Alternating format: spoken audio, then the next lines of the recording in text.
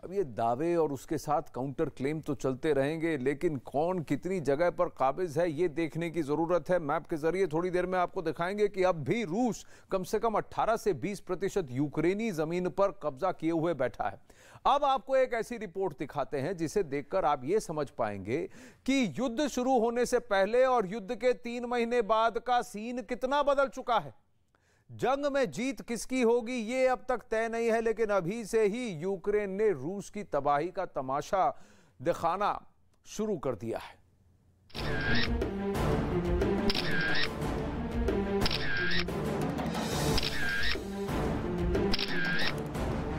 ये रूस की तबाही का तमाशा है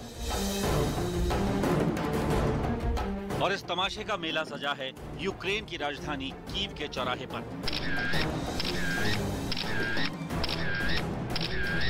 जरा गौर कीजिए इन तस्वीरों पर। ये वही रूसी टैंक हैं जिन्होंने 3 महीने पहले यूक्रेन के दरवाजे पर दस्तक दी थी।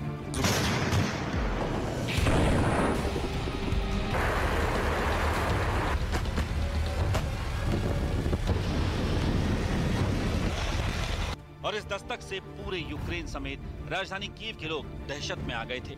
लेकिन युद्ध में यूक्रेनी सैनिकों ने इन रूसी टैंकों का वो हाल किया कि अब ये खड़े होने के काबिल तक नहीं बचे। शहर के अलग अलग हिस्सों में पड़े रूसी टैंकों के कबाड़ को अब यूक्रेन के अधिकारी कीव के ऐतिहासिक सेंट माइकल स्क्वायर पर लाकर इकट्ठा कर रहे हैं, जहां कीव के लोग टैंकों के इस कबाड़ के सामने सेल्फी लेकर रूस को चढ़ा रहे हैं। कबाड़ बन चुके टैंकों की इन तस्वीरों में कहीं बकरियां टहलती दिख रही हैं, तो कहीं कोई इन कबाड़ के सामने लोग कुत्ते के साथ फोटो खिंचवाते नजर आ रहे हैं।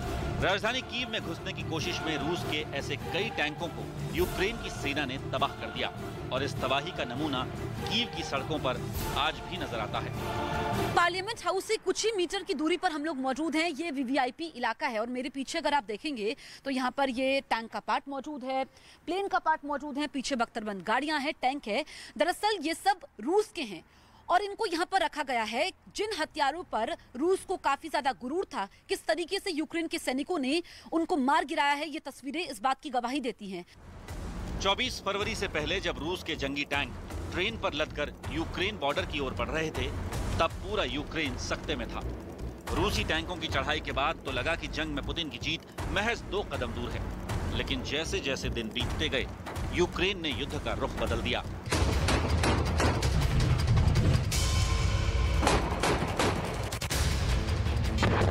और जवाबी हमलों में रूसी टैंकों का दम निकालना शुरू कर दिया। 91 दिन के बाद भी रूस को यूक्रेन पर जीत हासिल नहीं हो सकी है। व्लादिमीर पुतिन अब कह रहे हैं कि उन्होंने कोई समय सीमा निर्धारित नहीं की थी। पहले तो ये अटकलें लगी थी कि 15-16 दिन का ब्लूप्रिंट है, लेकिन 3 महीने से ज्यादा खिंच चुका है। ये युद्ध रूस की उम्मीद से कई गुना लंबा खिंच गया है। इन 3 महीनों में रूस ने बेशक यूक्रेन के कई शहर खंडर बना दिए हैं, हजारों लोगों की जानें ले ली हैं और लाखों लोगों को पलायन करने के लिए मजबूर कर दिया है। अब यूक्रेन ने दावा करते हुए कहा है कि युद्ध में अब तक करीब 3000 सैनिकों की मौत हुई है, यूक्रेनी सैनिकों की। वहीं 10,000 से ज्यादा सैनिक घायल हुए हैं। वहीं 3930 आम नागरिक मारे गए हैं। वहीं युद्ध का शिकार मासूम बच्चे भी हुए हैं, जिसमें अब तक 234 बच्चों की मौत हुई है। यूक्रेन ने रूस पर आरोप लगाते हुए कहा है कि पुतिन की सेना ने 3000 से ज्यादा बार मिसाइल हमला किया है। तो ये सारे एलिगेशंस, काउंटर एलिगेशंस चलते रहेंगे। ये साइऑप्स का खेल भी है। दोनों देश आपस में दावे करते रहेंगे, लेकिन बेलारूस की ओर से यूक्रेन हमले की आशंका बढ़ती जा रही है और इस डर को यूक्रेन और बेलारूस के बॉर्डर पर महसूस भी किया जा रहा है। रूस ने अपनी इस्कंदर मिसाइल की एक डिवीजन को यूक्रेन की सीमा से महज 50 किलोमीटर की दूरी पर तैनात किया हुआ है और इन सब के बीच यूक्रेन ने भी बेलारूस के बॉर्डर पर अपनी सेना की तैनाती बढ़ा दी है।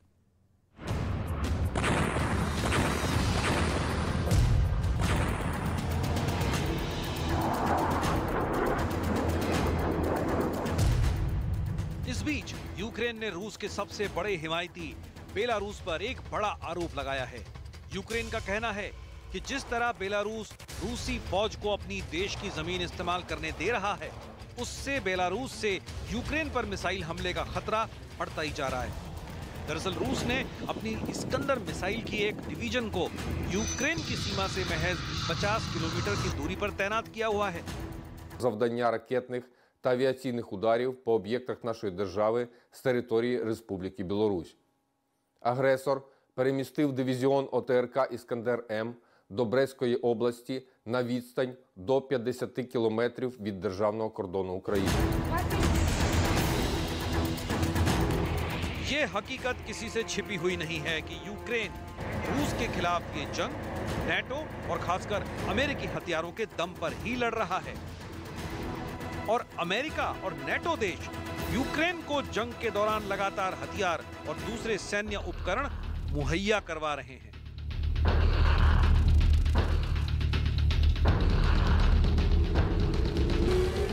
अमेरिका और नेटो देशों को धमकाने के इरादे से बेलारूस के राष्ट्रपति अलेक्जेंडर लुकाशेंको ने कहा है कि अगर पश्चिमी देश ऐसे ही यूक्रेन को हथियार सप्लाई करते रहे तो इससे हालात बिगड़ सकते हैं और तीसरा विश्व युद्ध शुरू हो सकता है।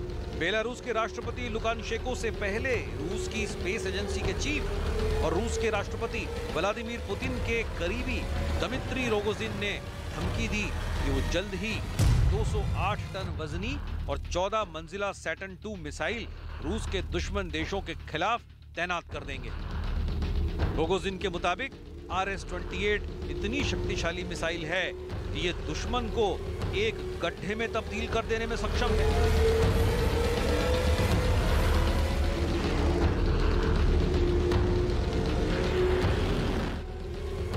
उनके मुताबिक रूस जल्द ही अपनी सबसे विकसित 50 ICBM यानी inter continental ballistic missile Samrut 2 को अपने दुश्मनों के खिलाफ तैनात करने वाला है।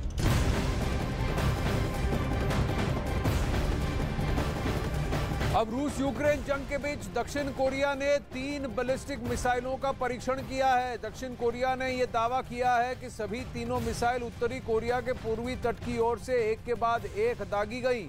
इसको देखते हुए दक्षिण कोरिया ने अपनी निगरानी बढ़ा दी है। वहीं अमेरिका ने पहले ही दावा किया था।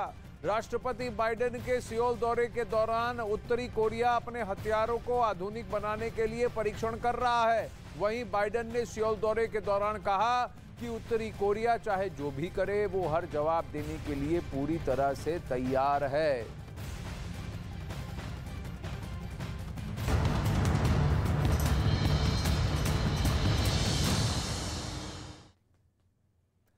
अब आगे बढ़ते हैं और एक और बहुत दुखद खबर, और ये अमेरिका से, जहां अमेरिका के टेक्सास में फायरिंग के दिल दहलाने वाली घटना हुई है। 18 साल के एक लड़के ने स्कूल में जाकर फायरिंग की, जिसमें मौत का आंकड़ा बढ़कर अब 23 हो चुका है।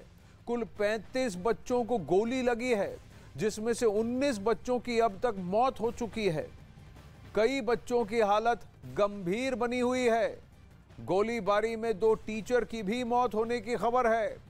टेक्सास के गवर्नर के मुताबिक पुलिस की जवाबी कार्रवाई में हमलावर मारा गया। हमलावर स्कूल का ही पुराना छात्र है। टेक्सास पुलिस ने बताया कि यह हमलावर युवक अपनी गाड़ी छोड़कर स्कूल में दाखिल हुआ।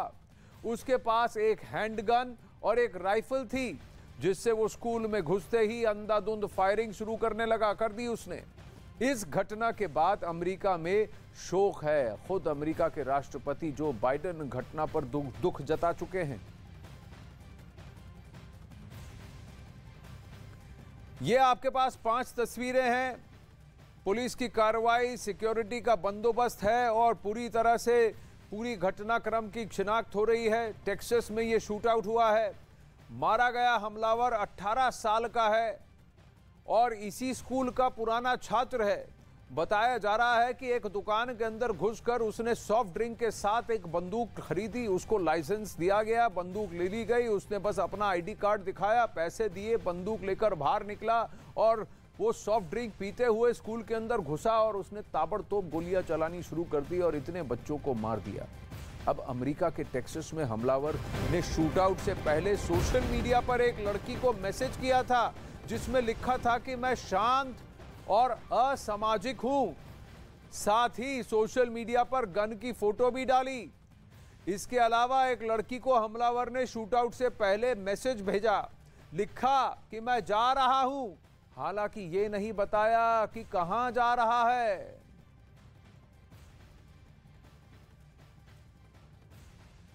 अब ये एक लड़की पूछ रही है उससे कि मैं तुम्हें जानती तक नहीं हूं और तुमने मुझे एक ऐसे पोस्ट में टैग किया है जहां पर एक तस्वीर है कुछ बंदूकों के साथ। उससे पहले वो लड़का उसमें लिखता है कि तुम शुक्र मानो कि मैंने तुम्हें टैग किया है। यानी ये पूरी तरह से तैयारी में और पूरे होशो हवास में ये हमलावर गया था। क्यों गया था? क्या जरूरत पड़ी कि जिस स्कूल में उसने शिक्षा प्राप्त की उसी स्कूल से बाहर निकलने के बाद एक 18 वर्षीय वापस उस स्कूल में जाता है और निर्दोष बच्चों को गोलियों के हवाले कर देता है। स्कूल टीचर ईवा मिरेलेस ने कई बच्चों को बचाया है इसी शूटआउट में, लेकिन बच्चों को बचाने के दौरान ही ईवा मिरेलेस को गोली लग गई। ईवा 17 साल से स्कूल में पढ़ा रही थी। ईवा समेत 2 टीचर इस हमले में मारे गए। शायद ईवा बता सकती थी कि इस छात्र को भी क्या उन्होंने पढ़ाया। क्या वजह थी कि इस छात्र को लगा कि उसे अपने पुराने स्कूल में जाकर और वहां मौजूद टीचर्स और निर्दोष बच्चों को मौत के घाट उतारने की जरूरत है? ऐसी क्या मानसिकता थी, ऐसी क्या सनक थी जिसकी वजह से उसने ये कदम उठाया? और क्या अमेरिका जैसे देश में इतना आसान हो जाना चाहिए कि कोई भी व्यक्ति एक दुकान के अंदर घुस जाए, अपना आई कार्ड दिखाए, पैसे दे दे और बंदूक लेकर बाहर निकले, बंदूक और गोलियों समेत बाहर निकले और किसी को भी मार गिरा दे? और ये पहली बार नहीं हुआ है। हर महीने 2022 में बताया जा रहा है कि अब तक 5 महीनों में कम से कम 3 से 4 ऐसी घटनाएं हो चुकी हैं। अब टेक्सास की घटना का पूरा अमेरिका शोक मना रहा है। हमले से पहले हमलावर अपनी गन की फोटो सोशल मीडिया पर उसने डाली थी। इस हमले में 23 लोगों की मौत हुई है, जिसमें 19 बच्चे और 2 टीचर शामिल हैं। शूटआउट में मारे गए बच्चों और लोगों को एक मैच के दौरान श्रद्धांजलि भी दी गई। वहीं अमृतसर में छात्रों ने भी मृतकों को श्रद्धांजलि दी। अमेरिका के टेक्सास के स्कूल में शूटआउट से पूरा अमेरिका सदमे में है। इस शूटआउट का पूरा सीक्रेट आपको बताते हैं कि ये पूरा क्रम हुआ कैसे। अब शूटआउट से पहले हमलावर ने सोशल मीडिया पर एक लड़की को टैग कर उससे बात करने की कोशिश की। सोशल मीडिया पर लड़की को मैसेज किया और कहा कि मेरे पास एक सीक्रेट है जिसे वो शेयर करना चाहता है। सोशल मीडिया पर ही उस लड़की को हमलावर ने गन की फोटो शेयर की, जिस पर वो लड़की कहती है कि तुम मुझे ऐसे पिक्चर्स के साथ टैग कर रही है जबकि मैं तुम्हें हार्डली जानती हूं। लड़की से हमलावर ने कहा कि मैं शांत और असामाजिक हूं।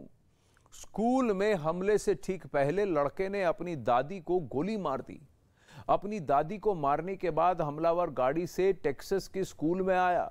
हमलावर के पास हैंडगन और राइफल था। कहा जा रहा है कि यह वही राइफल है जो सोशल मीडिया पर उसने शेयर की थी।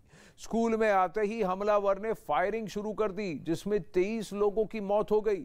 सवाल यह भी उठता है ना कि एक 18-19 साल के लड़के को इतनी बड़ी हैंडगन और राइफल मिली कैसे? कैसे वो खरीद सकता है ओवर द काउंटर, जैसे कि वो कोई दवा खरीद रहा हो या कोई सॉफ्ट ड्रिंक या चॉकलेट खरीद रहा हो? ये सवाल बहुत लोग पूछ रहे हैं। मरने वालों में 19 बच्चे हैं, 2 टीचर शामिल हैं। उन 19 बच्चों की क्या गलती? उन 2 टीचर्स की क्या गलती? दुनिया भर में मानवाधिकार का सवाल उठाने वाले अमेरिका से यह पूछा जा रहा है कि अपने खुद के देश में जाके तो देखो कि वहां क्या हो रहा है। क्या इन 19 बच्चों के मानवाधिकार का हनन नहीं हुआ? अब इस हमले में कुल 35 लोगों को गोली लगी थी, जिसमें 23 की मौत हो चुकी है और अभी भी कई गंभीर रूप से घायल हैं। अमेरिका के स्कूल में बढ़ते शूटआउट से राष्ट्रपति जो बाइडेन चिंता जाहिर कर चुके हैं। उन्होंने कहा है कि अब गन माफिया के खिलाफ खड़े होने का वक्त आ गया है। As a nation, we have to ask, when in God's name are we going to stand up to the gun lobby?